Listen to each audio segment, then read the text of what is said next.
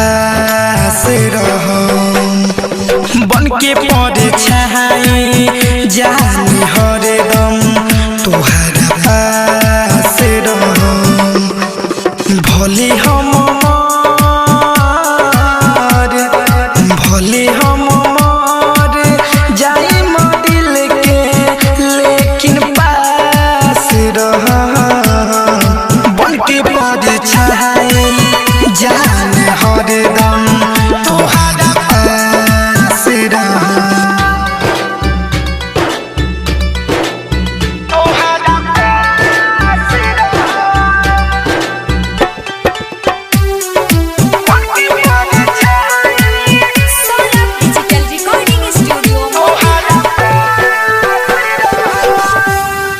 होत बा विदाई ई जुदाई ना सहाई हो जोरेम बन के लाश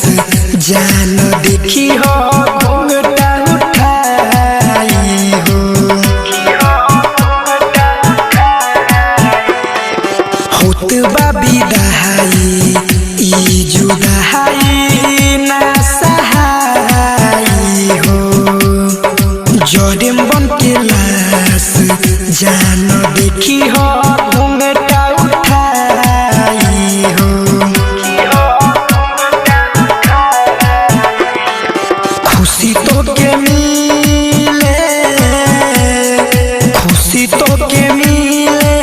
सहारा दुख तोहरे हम सहे बन के परछाई जान हरदम तोहरा पास रहे बन के परछाई जान हरदम तोहरा पास रहे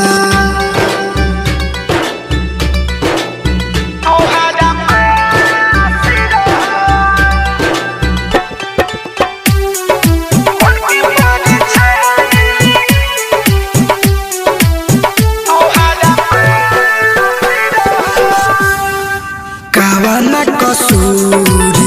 दूर बोला हमसे जात बारू पियावा के साथी जी मरे के कसम खातारू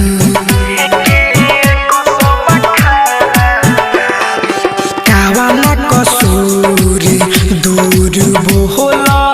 हमसे जातारू